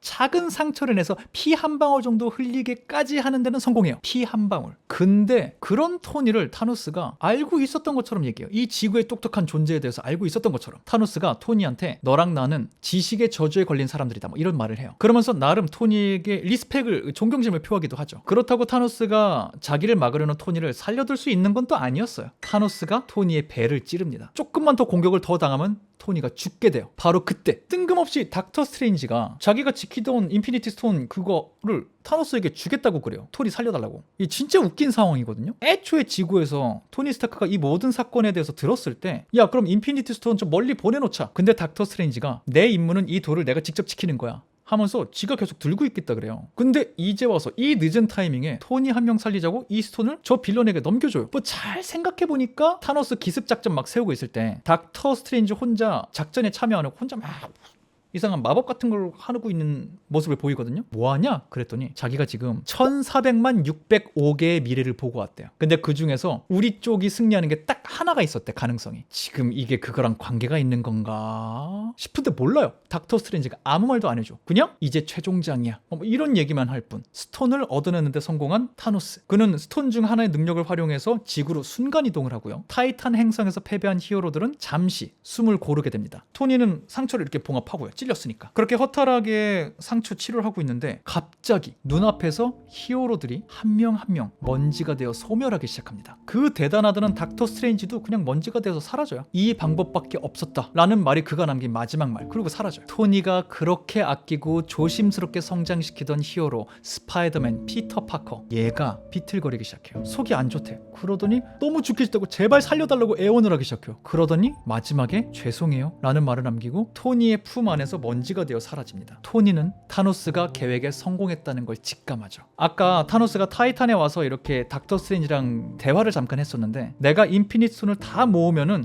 진짜 행성에 직접 갈 필요 없이 이렇게 손가락 딸깍 하나만 해도 우주 인구 절반 날려버릴 수 있다, 그런 말을 하거든요. 패배감, 허탈감, 분노, 죄책감, 단어로 존재할 수 있는 모든 아프고 부정적인 감정을 다 느끼면서 토니는 마지막까지 자기 손 위에 남아있던 피터의 먼지의 흔적을 그냥 멍하니 보고 있는 것밖에는 할 수 있는 게 없어요. 타이탄 행성에 온 히어로들에게는 참 운이 없게도 여러 히어로가 있었는데 딱 2명 살아남아요. 토니랑 가오갤 멤버들이랑 같이 움직이는 네뷸라라는 외계인. 둘은 일단 가오갤 멤버들이 타고 온 우주선을 타고 우주로 나가요. 22일째 우주를 표류하기만 합니다. 식량도 바닥나서 내일이면 아마 죽을 것 같아요. 타노스랑 싸울 때랑은 비교도 안 될 정도로 앙상하게 마른 토니가 아이언맨 헬멧에 있는 기능을 통해서 페퍼포츠에게 영상 편지를 씁니다. 살아 돌아가서 깜짝 놀래켜주고 싶었지만 이렇게 됐다, 슬퍼하지 마라, 나는 괜찮다. 삶의 마지막이라는 생각을 할 때 토니가 떠올리는 인물은 언제나 페퍼였어요. 그렇게 자기의 삶의 마지막 단어를 페퍼에게 남긴 후 의식을 잃습니다. 근데 꿈을 꾼 건가요? 갑자기 눈앞이 너무 밝아. 그래서 그 힘든 몸에도 불구하고 겨우 눈을 떴더니 우주에 인간이 자기를 쳐다보고 있는 거야. 그리고 그 인간이 우주선을 자기 손으로 들더니 우주를 날기 시작해요. 우주에는 아직 토니의 상식을 아득히 뛰어넘는 일들이 정말 많이 있는 것 같아요. 어쨌든 천운을 통해서 지구로 귀환하게 되는 토니. 우주선 밖으로 겨우겨우 힘들게 걸어 나오는데 자기를 부축하러 달려오는 사람, 가장 먼저 오는 사람 페퍼포츠 아니에요. 몇 년 만에 보는 캡틴 아메리카 스티브 로저스였어요. 서로의 마지막 기억은 최악이지만 둘은 서로를 굉장히 이해하고 믿고 있거든요. 그래서인지 토니는 스티브에게 짧지만 정말 약한 말을 합니다. 놈을 못 막았어. 피터를 지키지 못했어. 이어서 누군가 달려옵니다. 페퍼포츠 이번에 맞아요. 페퍼는 소멸하지 않았었어요. 그나마 위안을 얻습니다. 페퍼는 살아있구나. 하지만 곧 지구 절반의 인구가 사라졌다는 거 알게 되고요. 각국 정부가 지금 붕괴되었다까지 알게 돼요. 그리고 이 브리핑을 듣다 보니까 내가 몇 년 동안 이런 일이 있을지 몰라서 그러는 거라고 경고하고 준비할 때마다 비웃고 비난하더니 이제 와서는 다들 시리에 빠져가지고 네가 마지막에 걔랑 싸웠으니까 걔 좀 정보 아는 거 없냐, 어디로 갔는지 알 수 없겠냐 막 묻고 짜증나는 거야. 이 모든 게 제어할 수 없는 자기의 슬픔을 지구에서 살아남아서 자기 같은 상실감을 느끼고 있을 사람들에게 굉장히 뾰족한 말로 표현해요. 그리고 기력이 소진해서 다시 기절합니다. 토니가 기절해 있는 사이 다른 멤버들은 타노스를 찾아내서 그를 잡으러 가거든요. 근데 타노스가 인피니티 스톤을 다 파괴한 뒤였어요. 팀은 아무것도 얻지 못한 채 타노스만 살해하고 돌아오게 돼요. 그리고 무거운 절망의 시대가 5년 동안 이어집니다. 지구의 모든 것이 변했고 상당히 많은 사람들이 행복이라는 게 뭔지 모르고 살아가요. 물론 전부는 아니에요. 정말 아이러니하게 그 중에 토니 스타크가 있었어요. 지난 5년간 토니는 적극적으로 자기 행복을 일구어가며 살고 있었거든요. 자기의 단 한 사람 페퍼가 살아남았잖아요. 둘 사이에는 모건이라는 작고 귀여운 딸도 있어요. 이 행복만큼은 어떻게든 지키기 위해서 토니는 아예 세상사에 관심을 끄고 조용한 곳에서 조용하게 살고 있어요. 그런데 어느 날 정말 뜬금없이 스티브가 다른 히어로들을 데리고 그를 찾아와요. 앤트맨이라고 불리는 스캇 랭, 어벤져스 오리지널 멤버 중에 한 명이죠. 블랙 위도우, 나타샤 로마노프를 같이 데리고 온 거예요. 스톤들은 다 파괴됐지만 시간을 거슬러 올라가서 과거 시간대에 있는 스톤들을 우리가 현재로 갖고 올 수 있다면 사라진 사람들을 다시 되살릴 수 있지 않을까? 시간 여행을 우리가 하면 될 수 있지 않을까? 라는 아이디어가 떠오른 거예요. 그리고 이 분야에서 제일 지식이 많은 사람은 토니 스타크니까 그에게 도움을 달라고 찾아온 거죠. 근데 토니는 자기만의 큰 싸움을 정말 오랫동안 아주 열심히 해왔는데 그만큼 큰 실패를 했던 기억이 있잖아요. 토니는 굉장히 비관적인 얘기를 자꾸 해요. 이거 실패하면 자기가 그나마 갖고 있는 이 행복, 이 사람들이 없어지거나 자기가 없어져서 이 남은 사람들의 행복이 망가지거나 둘 중 하나잖아요. 그리고 하나 정도 더 생각해보면 태어나서 처음으로 제대로 우주에 갔는데 거기서 죽을 뻔했잖아요. 우주 표류까지 했잖아요. 굶어 죽을 뻔했잖아요. 그 공포감도 토니에게 아직 남아있었을 거예요. 미지의 영역으로 또다시 간다는 거에 대한 공포. 그렇게 또 한 번 소리를 지르진 않지만 스티브와 언쟁을 벌이고 그들을 떠나보내는 토니. 그날 밤 토니가 조용히 어떤 사진을 보고 있어요. 남자애 사진, 스파이더맨 피터 파커의 사진이었어요. 사실 토니도 잃어버린 사람이 있었던 거죠. 너무나 되찾고 싶은 특별한 사람이. 그리고 나서 뭔가 과학적인 아이디어를 검토하기 시작하는데 뭔가 꽤 오래 고민해왔던 연구인 것 같아요. 알고 보니 그게 시간여행 연구였어요. 자기 전문 분야잖아요. 스티브 일행이 떠올리기 전에 자기는 애초에 그거를 고민하고 있었던 거예요. 근데 아무리 연구래도 이게 가능하다는 결론이 안 나오니까 순진한 마음으로 자기를 찾아온 스티브 일행에게 자기는 희망적인 말을 해줄 수가 없었던 거죠. 그런데 그날 밤 기적일까요? 시간여행을 안전하게 할 수 있는 방법을 토니가 찾아내요. 마음속에 흥분감을 가진 채로 밤에 딸인 모건을 이렇게 재워줍니다. 토니가. 그리고 나오면서 딸에게 우주만큼 사랑해 애정 표현을 하는데 딸이 3천만큼 사랑해 라고 화답해요. 자기가 아는 제일 높은 숫자를 부른 것 같아요. 딸을 보고 몽글몽글해졌기 때문에 모험을 하고 싶지 않은 복잡한 마음, 이 마음을 갖고 토니가 소파에서 책을 읽는 페퍼에게 다가가요. 페퍼가 전혀 놀라지 않는 거 보니까 페퍼도 토니가 이거 연구하고 있는 거 알고 있었던 것 같아요. 그리고 마침내 이걸 성공하게 만들 수 있다는 얘기를 듣게 된 페퍼. 그럼에도 토니는 지금 나 너무 행복하기 때문에 까딱 잘못하면 지금 갖고 있는 행복마저 잃어버릴까 무섭다라고 솔직하게 말을 해요. 그걸 들은 페퍼는 그럼에도 불구하고 토니라는 사람은 이거에 대해서 모른 척하고 마음 편히 잠잘 수 있는 그런 사람이 아니다. 난 그걸 이해한다 라는 마음을 토니에게 표현해요. 남에게 어떠한 이미지로 비추어지든 진짜 토니의 마음속에는 얼마나 큰 영웅으로서의 그릇이 있는지 페퍼는 늘 알고 있었던 거예요. 그렇기 때문에 토니에겐 페퍼가, 페퍼에겐 토니가 있을 수밖에 없는 거예요. 서로가. 페퍼의 동의와 지지를 얻은 토니, 정말 오랜만에 어벤져스 본부 시설에 도착합니다. 그리고 놀란 눈으로 자기를 보는 스티브에게 잃어버린 걸 찾는 거 너무 중요한데 내가 찾은 걸 지키는 거, 난 그게 더 중요한 사람이다. 우선순위를 확실하게 해요. 스티브도 동의해요. 그 동의를 얻은 후에 토니는 트렁크에서 방패를 꺼내서 스티브에게 건네줍니다. 캡틴 아메리카의 상징, 그걸 다시 스티브에게 선물해주면서 둘은 완벽한 화해를 하게 돼요. 토니 덕분에 시간여행이 이제 안전해졌기 때문에 지금껏 남아있던 모든 히어로들이 한 곳에 모입니다. 그리고 몇 개의 팀으로 쪼개져서 각자 어떤 시공간으로 여행을 하기로 해요. 그때 거기 존재했던 스톤들을 가지고 현재로 돌아오기로 하죠. 토니는 캡틴 아메리카 스티브 로저스, 앤트맨 스캇 랭, 헐크, 브루스 배너 이렇게 세 사람과 함께 2012년 뉴욕 침공 사태 그날로 가기로 해요. 그날로 가면은 스톤 3개를 가져올 수 있거든요. 적재적소에 활약하면서 스톤들을 모으기 시작해요. 그런데 아무래도 시공간을 좀 왜곡하는 행동들을 계속 하다 보니까 어렵게 얻은 스톤 중에 하나가 갑자기 엉뚱한 곳으로 사라지게 돼요. 스톤은 하나라도 없으면 안 돼요. 6개가 다 있어야 돼요. 심지어 이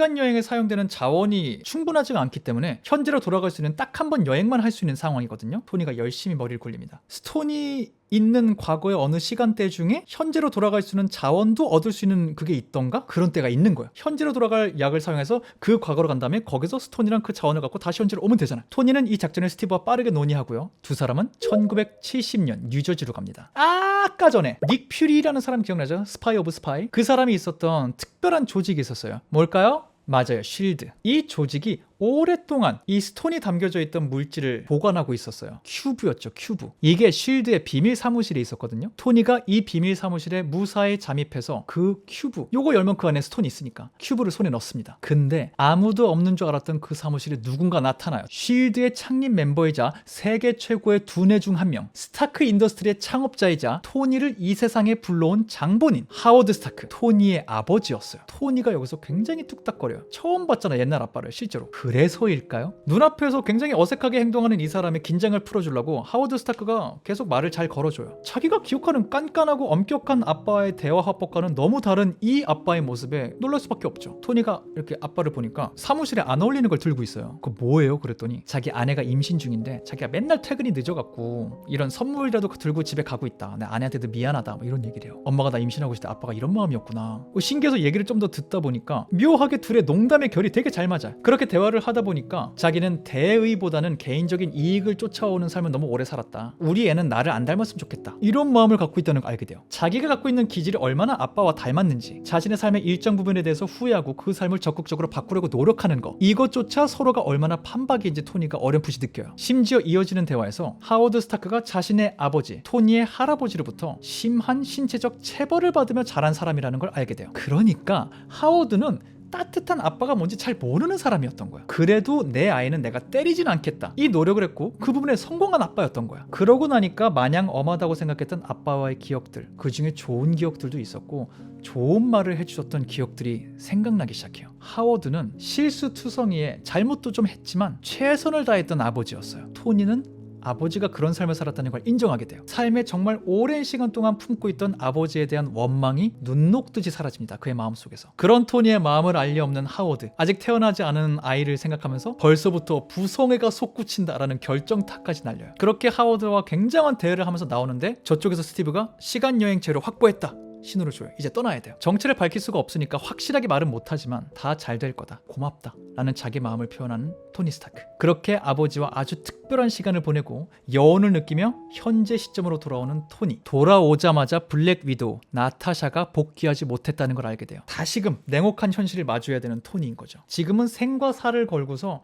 모두가 우주의 운명을 되돌리려는 사투를 벌이고 있는 곳이었죠. 토니는 나타샤가 음지에서 평생 스파이로 얼마나 고독하게 살았는지, 그런 나타샤에게 어벤져스가 유일한 가족 같은 곳이었다는 거 잘 알아요. 그렇기 때문에 나타샤의 죽음을 헛되이 만들고 싶지 않습니다. 최선을 다해서 인피니티 스톤을 부착시킬 수 있는 건틀렛을 만들어요. 그리고 드디어 완성된 인피니티 스톤들의 조합. 근데 이게 진짜 우주의 힘들이 모인 거다 보니까 이게 작동할 때 이 힘을 견뎌야 돼요. 내가 외계 빌런 타노스도 이거 한 번 하고 죽을 뻔했거든요. 그래서 이걸 도대체 누가 할 거냐, 내가 하겠다 하다가 괴물 폼으로 변신할 수 있는 헐크가 이걸 담당하기로 해요. 그리고 헐크가 성공해요. 5년 전에 사라졌던 사람들이 지구에 다시 나타납니다. 물론 이 과정에서 헐크는 굉장한 부상을 입어요. 이 기쁨을 누릴 새도 없이 갑자기 이들이 모여있는 어벤져스 본부에 무차별 폭격이 가해집니다. 알고 봤더니 현재 타노스는 5년 전에 이미 죽었잖아요. 어벤져스 멤버들이 죽였잖아요. 스톤을 획득하려는 시간여행 과정 중에 어떤 멤버들은 2014년으로 갔거든요. 근데 이 버전의 타노스가 시간여행하는 인간들의 행적을 알게 된 거예요. 그리고 이들을 따라서 현재 시간대로 온 거예요. 미래로 가면은 얘네가 스톤을 다 모아놨 겠네. 그게 훨씬 더 딸깍하게 편하겠네. 자연스럽게 왔어요. 이 시간 여행자들의 행적을 조사하는 과정에서 자기가 미래에 내 임무 완성하는구나 알게 돼요. 근데 내가 애써 완성한 걸 지구의 것들이 굳이 되돌리려고 하는구나. 사실 이 방법이 너무 극단적이고 과격해서 그렇지 자기 나름의 숭고한 이유에서 인구 절반을 없애려고 하는 거였거든요. 인구가 너무 많아지면 우주가 과포화돼서 우리 모두 죽게 된다. 자원이 없어진다. 자기 나름의 우주 보호를 하고 있었던 거예요. 근데 내가 이 대단한 일을 성공했는데 인간들이 되돌릴 것이다? 그건 못 참지. 아예 자기 계획을 바꿔요. 우주 전체를 멸망시키고 새로운 우주를 만들어야 되겠다. 이 전보다 더 과격한 버전의 타노스가 탄생하게 돼버린 거죠. 본부의 잔해를 치우고 지상으로 올라온 토니, 그리고 스티브 로저스, 거기에 미리 지상에 올라와 있던 토르, 세 명은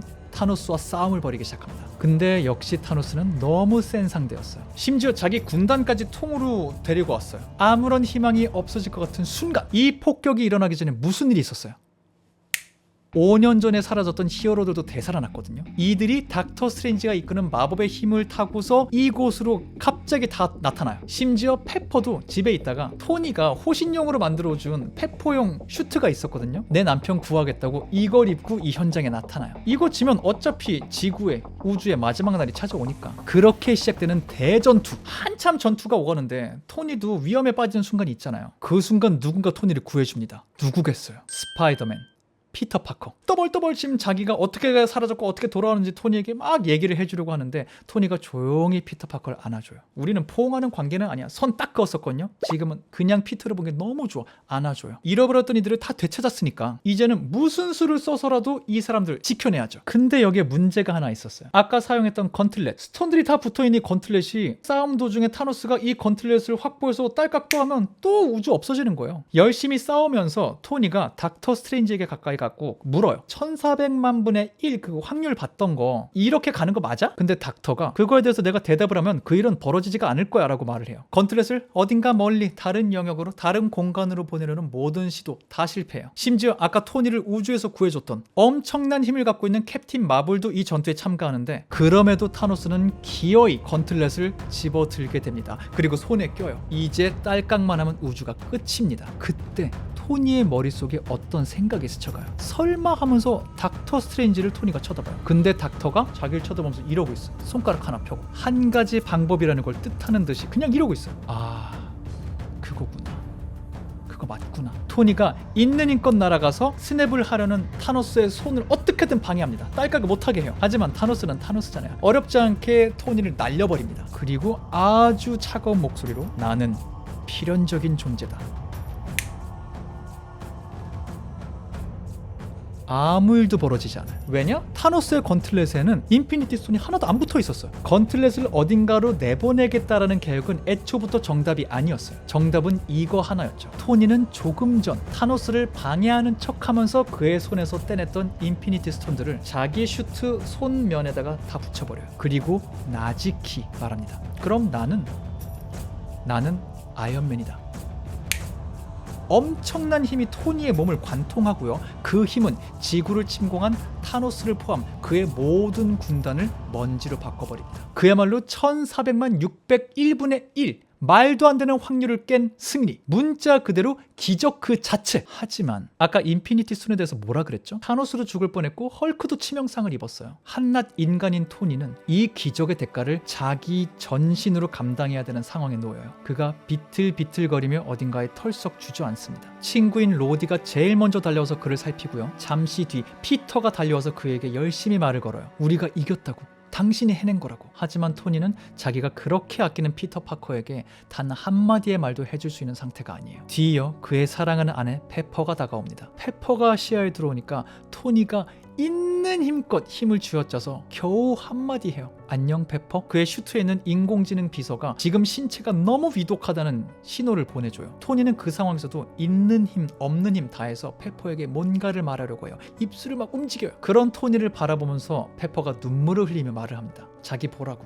우리 괜찮을 거라고. 이제 당신 쉬어도 된다고. 그 말을 들은 토니, 그래도 아직은 쉴 때가 아니라고, 내 삶을 낭비하지 않아야 된다고 말하는 듯이 눈을 감지 않아요. 하지만 아이언맨 슈트의 동력이 조금씩 꺼져가는 게 보입니다. 그리고 그와 비슷한 속도로 토니 몸의 동력이 꺼져갑니다. 아이언맨, 토니 스타크가 죽음을 맞이해요. 후에 남겨진 이들은 토니가 시간여행을 하기 전날 밤 페퍼에게 영상 편지를 남겼다는 걸 알게 됩니다. 예전에 우주에서 그랬던 것처럼 자기는 죽고 싶지 않지만 준비 없는 죽음은 언제나 찾아올 수 있는 거고, 그렇기 때문에 작별 인사를 남기고 싶었다고. 시간여행에 성공할지는 본인 솔직히 알 수 없지만 그럼에도 이걸 하는 게 히어로의 일이라고. 그리고 삼척만큼 사랑한다 라고 말하는 그의 마지막 마음이 담긴 메시지였죠. 그리고 진행되는 토니 스타크의 장례식. 언젠가 페퍼가 토니에게 선물로 만들어줬던 첫 번째 미완의 미니 아크 원자로 장식품, 토니에게 따뜻한 가슴이 있다는 증거. 그 문구가 선명히 보이는 아크 원자로가 강을 따라 흘러내려갑니다. 그리고 그를 알았던 모든 히어로들과 그의 삶에 중요했던 인물들이 그걸 지켜보고 있어요. 피신해온 토니를 자기 작업실에 머물게 해줬던 그 당돌한 꼬마도 이 자리에 초대받아서 그걸 지켜보고 있을 정도예요. 그렇게 모두가 그와 작별을 인사를 나눕니다. 그 장례식이 끝나고 남겨진 토니의 딸 모건 스타크. 토니와 오랜 시간 친구이자 동료로 살아왔던 또 다른 인물 해피가 모건을 챙겨줍니다. 모건이 배가 고프대요. 뭐 먹고 싶니? 그랬더니 치즈버거가 먹고 싶대요. 이거 토니 스타크가 제일 처음 납치됐다가 3개월 만에 돌아왔을 때 제일 먼저 먹고 싶어 했던 거잖아요. 이 대답을 듣고 울컥하는 해피. 너의 아빠도 치즈버거 좋아했어. 그래요. 모건이 네, 아저씨가 치즈버거 실컷 사줄게 라고 해요. 모건은 네 해요. 그렇게 삶의 전반전에 대한 속죄의 마음을 담아 삶의 후반전은 어떻게든 사람을 구하고 싶었던, 사람들을 돕고 싶었던 전직 무기상인, 철저히 이기적이고 건방져 보이는 언행 안에 깊은 고뇌와 진지한 노력을 항상 품고 있었던 한 사람. 가장 필요할 때 누구보다 빠르게 자기 자신을 희생하면서 사랑하는 사람을 지켜냈던 슈퍼히어로, 그리고 페퍼포츠를 가장 사랑했던 사람 토니 스타크, 아이언맨이 MCU, 마블 시네마틱 유니버스에서 장엄하게 퇴장합니다. 어때요? 들어보니까 사람들이 왜 아이언맨 하는지 알겠죠? 정신 차린 문제아의 표본 같은 캐릭터예요. 그렇게 아이언맨을 기가 막히게 연기해서 사람들을 울렸던 그 배우가 다시 한번 마블 시네마틱 유니버스에 컴백을 하는데 빌런의 정체성을 갖고 돌아온다? 엄청난 뉴스가 될 수밖에 없었죠. 영화 밖에서도 충격인데 영화 안에서는 어떻겠어요? 초반에 말씀드린 대로 지금 마블 시네마틱 유니버스에서는 멀티버스 개념이 나온 지 좀 됐어요. 이쪽 세계관에서 이렇게까지 사랑을 받고 이렇게 큰 영향력을 행사했던 토니 스타크가 그 얼굴 그대로 돌아오는데 토니 스타크가 아니야. 다른 평행 우주에서 온 빌런이야. 우리가 지금까지 토니의 서사를 보면서 언급했던 그 모든 인물들, 특히나 캡틴 아메리카 스티브 로저스, 스파이더맨 피터 파커, 찐친, 워머신 로디, 그리고 페퍼포츠 등등등, 이런 사람들에게는 그의 얼굴을 한 빌런을 마주하고 그와 싸우게 될 때 이 모든 순간이 지옥 같지 않을까요? 아이언맨을 사랑했던 지구의 수많은 대중들이 느낄 그 이상한 배신감은 또 어떻게 할 거야? 물론 영화가 안 나온 시점에 하는 얘기이기 때문에 함부로 예측할 수는 없지만 토니 스타크와 똑같은 얼굴한 인물이 빌런으로 나타났다. 이건 굉장히 큰 파장이 있을 거라고 생각합니다. 근데 진짜 몰라요. 영화가 개봉되기 몇 달 전에 찍는 영상이기 때문에 지금 들으신 내용이 실제 영화 볼 때 아무런 영향가가 없을 수도 있어요. 그래도 뭐 이렇게 한번 쭉 정리하니까 은근히 재밌지 않나요? 전 되게 재밌었는데 부디 이 긴 영상이 여러분께 조금이나마 도움 혹은 재미를 드렸으면 합니다. 어쨌든 이런 영상 어떠셨는지 댓글로 좀 반응을 보여주세요. 그럼 저도 이 다음에 몇 편 정도 더 만들어야 되겠다, 이렇게 좀 개선해야 되겠다 파악하는 데 도움이 될 것 같아요. 그럼 영상이 기니까 빨리 전 퇴장해드릴게요. 끝까지 봐주셔서 정말 감사하고요. 영상이 마음에 드셨다면 구독하는 거 잊지 마세요. 그럼 저는 다음번 어벤져스 둠스데이를 기다리며 프로젝트 다른 인물의 이야기로 다시 돌아오도록 하겠습니다. 지금까지 전 천재의 승국의 이승국이었습니다. 감사합니다. 바이바이.